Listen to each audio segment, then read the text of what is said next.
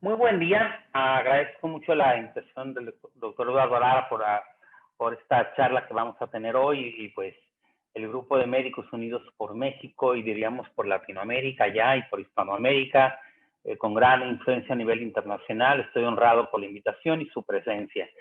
Yo soy el doctor Enrique Chacón, soy infectólogo pediatra con una maestría en ciencias en vacunología y desarrollo de fármacos. El tema de hoy es vacunación contra tosferina o pertussis.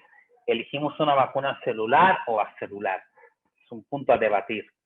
Esta imagen es muy representativa de lo que viene siendo un sistema protegido y no protegido. En este caso, contra un incendio. Tenemos pues perfectamente en la zona del incendio, aquí todo se está quemado y esta zona no se quemó, esta zona residencial no. ¿Qué sucedió aquí? Pues que aquí en este lado que se quemó, no había zonas de seguridad entre terreno y casa o casa, mientras en esta zona que no se quemó, había unos grandes planos de seguridad, principalmente pavimento y canales de seguridad entre las habitaciones y no sufrió daños. Esto lo podemos traducir como la inmunidad colectiva desde el punto de vista inmunoinfectológico.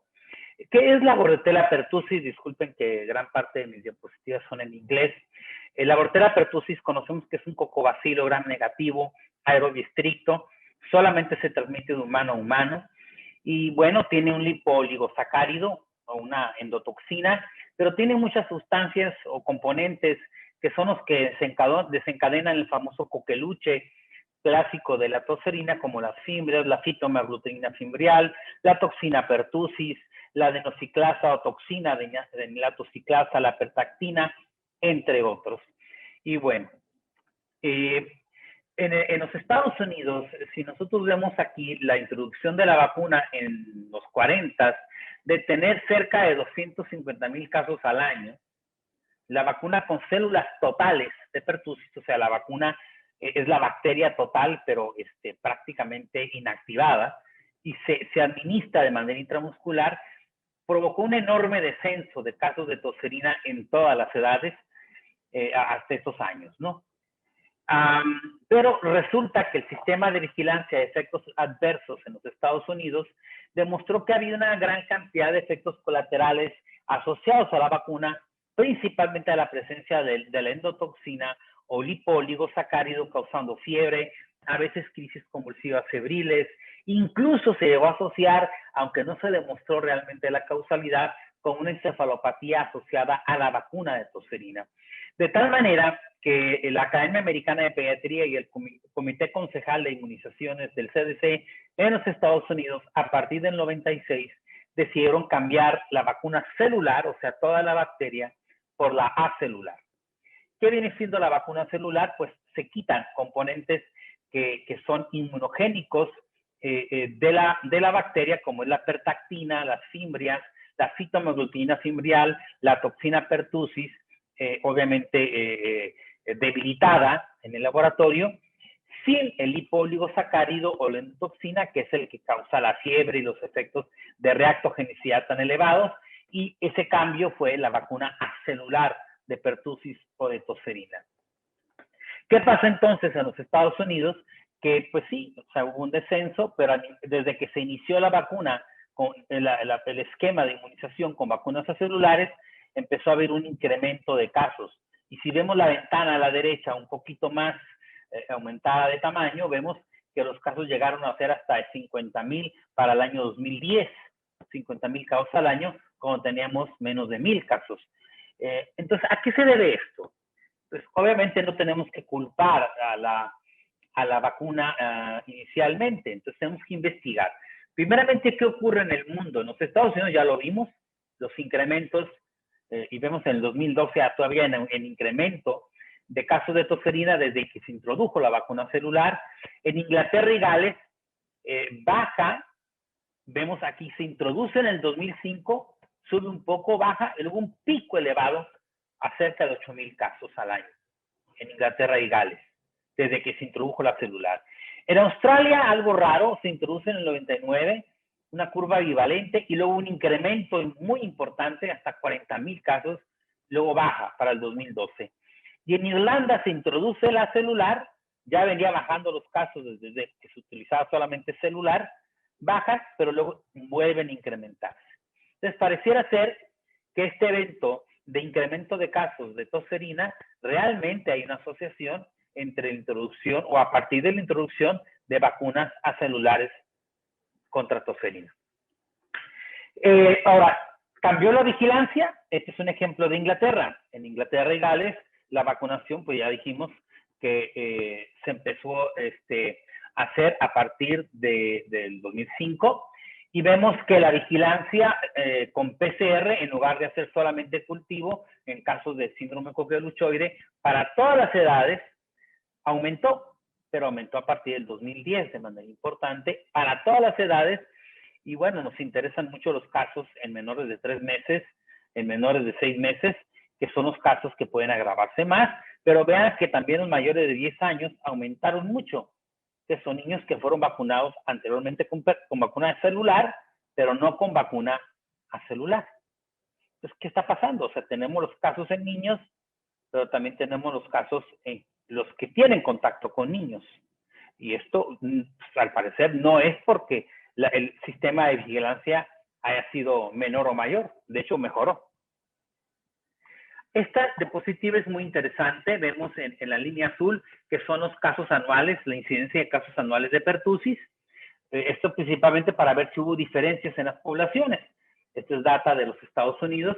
Y vemos que los casos en niños pequeños, estamos hablando aquí, menores, niños muy pequeños son altos, bajan los casos y se vuelven a elevar, y luego bajan, pero se mantienen un poco altos hasta después de los 18 años, donde se mantienen bajos. En cambio, las coberturas de 100% de vacunados, que es la línea roja, baja justo aquí, en esta edad, y se mantiene baja. Entonces, si se dan cuenta, no hay diferencia de poblaciones. De hecho, los casos se ven incluso después de los 10 años de edad en pacientes que ya fueron vacunados, 90-100% de los pacientes. Esto quiere decir que la población es diferente. O sea, niños que son vacunados hasta 10 años después de que son vacunados, llegamos a tener casos de incidencia de pertussis o tosferina altos. Y ya aquellos que no fueron vacunados también empiezan con la vacuna acelular, solamente la celular, empiezan a tener también casos. Entonces no hay diferencia de población. ¿Qué sucede? Este es una perspectiva de un cuadro epidemiológico, curvas epidemiológicas. Aquí está la publicación, que es muy interesante. Un escenario, por ejemplo, cuando no hay vacuna, tenemos una ciclicidad alta y continua. Alta y continua de casos porque no hay protección directa ni indirecta, o sea, de rebaño. Cuando tenemos una vacuna que protege directamente, pero no hay inmunidad de rebaño, tenemos una ciclicidad un poco más larga, pero las curvas son ligeramente altas en cuanto a incidencia, y hay una cierta ciclicidad porque no hay inmunidad de rebaño, pero hay protección directa. En cambio, cuando tenemos ambas, protección directa e indirecta, tenemos curvas pequeñitas, o sea, son pequeños ciclos cortos, porque obviamente la enfermedad no está erradicada, pero está controlada. O sea, hay pocos casos y en corto tiempo. Entonces, ¿qué vamos a ver? Estos estudios están basados mucho en estudios de experimentación en babuinos, o sea, en primates no humanos. Aquí vamos a ver el efecto directo de la vacuna acelular directamente en lactantes babuinos, en anticuerpos. Y vamos a ver aquí los anticuerpos o el título de anticuerpos contra toxina pertussis, contra pertactina y contra citomegalotina cimbrial, porque son pacientes vacunados, primates vacunados con la vacuna acelular. En negro son aquellos no vacunados, en azul los que recibieron una dosis, y en guinda los que recibieron 2 dosis. Y vemos perfectamente que la producción de anticuerpos de manera directa en los babuinos vacunados es mucho mayor con 2 dosis y mucho mayor que comparado con los no vacunados. Ahora, ¿qué pasa si yo vacuno a las mamás antes del parto o después del parto? En negro están los hijos de madres que no fueron vacunadas, y pues los títulos de anticuerpos son prácticamente indetectables. Ahora, aquí están en guinda rojo los niños de mujeres vacunadas antes del parto. y vean que los títulos de anticuerpos contra toxina pertussis, tertactina y citomegalutina fimbrial son muy altos. Pero cuando la madre es vacunada después del parto y está lactando, los títulos de anticuerpos en los bebés son bajos. O sea, hay títulos de anticuerpos, pero son bajos, lo que nos sugiere que definitivamente si la madre es vacunada en el embarazo, hay una transferencia de anticuerpos al bebé de manera importante, hemática. Pero cuando la mamá es vacunada después del parto, la transmisión por lactancia o probablemente por fenómeno de rebaño directo nasofaringeo es mucho menor. Esta es una gráfica muy buena que nos habla del efecto de la vacuna celular de pertussis sobre los babuinos en cuanto a colonización y leucocitos. El babuino no se enferma casi de tosferina como lo hace un adulto. Entonces, el medidor de enfermedad en el caso del babuino es la presencia de la reacción leucemoide, o sea, la elevación de los leucocitos. Vamos a ver primero la gráfica de la derecha. En negro están los no vacunados. Estos no vacunados se les reta, o sea, se les infecta con Bordetella pertussis y vemos cómo las barras de leucocitosis se elevan de manera muy importante. O sea, se enferman. Si les ponemos una dosis de vacuna acelular contra tosferina, son los de azul, vemos que no hacen la leucocitosis o linfocitosis. Si ponen 2 dosis en guinda o en rojo, tampoco hacen la leucocitosis. O sea, no se enferman. Pero vean la imagen de la izquierda, es colonización de bacteria de tosferina de pertussis en nasofaringe, en babuinos en negro no vacunados, se les infecta contra Bordetella pertussis y vean cómo se colonizan de la Bordetella y luego dejan de colonizar. Y aquellos babuinos vacunados con la vacuna celular, una dosis azul, 2 dosis guinda o rojo, se colonizan también. Incluso duran más tiempo colonizados que aquellos que no fueron vacunados. O sea, no se enferman, pero se mantienen colonizando la nasofaringe. Ahora, vamos a ver esto, que es una gráfica muy interesante, el efecto de la vacuna acelular sobre las mamás que fueron vacunadas con vacuna celular, el efecto de la vacunación en la mamá sobre linfocitos o leucocitos en los bebés y colonización. Y es lo mismo. Si vemos aquí perfectamente la leucocitosis como sinónimo de enfermedad, aquellas mamás que no fueron vacunados, los niños, pues, y luego los niños se retan, se les infecta de manera intencional con Bordetella pertussis, se enferman, hacen linfocitosis. Pero aquellos niños que las mamás fueron vacunados y se les infecta con Bordetella, no hacen linfocitosis, no se enferman. Pero la colonización en nasofaringe, tanto en niños de mamás no vacunadas, como en niños de mamás vacunadas, que se les infecta con Bordetella pertussis, vemos que esa colonización no cambia en vacunados y no vacunados. O sea, al parecer, la vacunación celular no modifica el estado de portador. O sea, sigue. Y si nosotros ponemos, por ejemplo, un paciente vacunado con acelular, un babuino, con un babuino no vacunado, y a ambos se les infecta con Bordetella pertussis, ambos tienen, y están en la misma jaula, ambos tienen la bacteria. O sea, el paciente que está vacunado transmite la bacteria al no vacunado. O sea, no hay protección de rebaño. Hay protección directa, no se enferma, pero no hay inmunidad de rebaño. Ahora, vamos a comparar la inmunización directa de los babuinos comparando la vacuna acelular con la vacuna celular, la que usábamos. Entonces, tenemos en azul la cantidad de colonización nasofaringea en no vacunados y que se les infecta con Bordetella pertussis y vemos cómo dura la colonización. En rojo o guinda son aquellos vacunados con acelular que se les infecta con Bordetella pertussis y vean, cómo la colonización persiste incluso más tiempo de los no vacunados. Y en negro tenemos los vacunados con vacuna celular de Bordetella pertussis, y vean cómo la colonización dura un poquito, pero después del 10º día baja. Si comparamos el tiempo de aclaramiento de colonización, vemos que aquellos vacunados con la celular tienen el doble de tiempo transmitiendo la Bordetella pertussis que los que tienen vacuna celular. Incluso tienen más tiempo transmitiendo Bordetella pertussis que los no vacunados.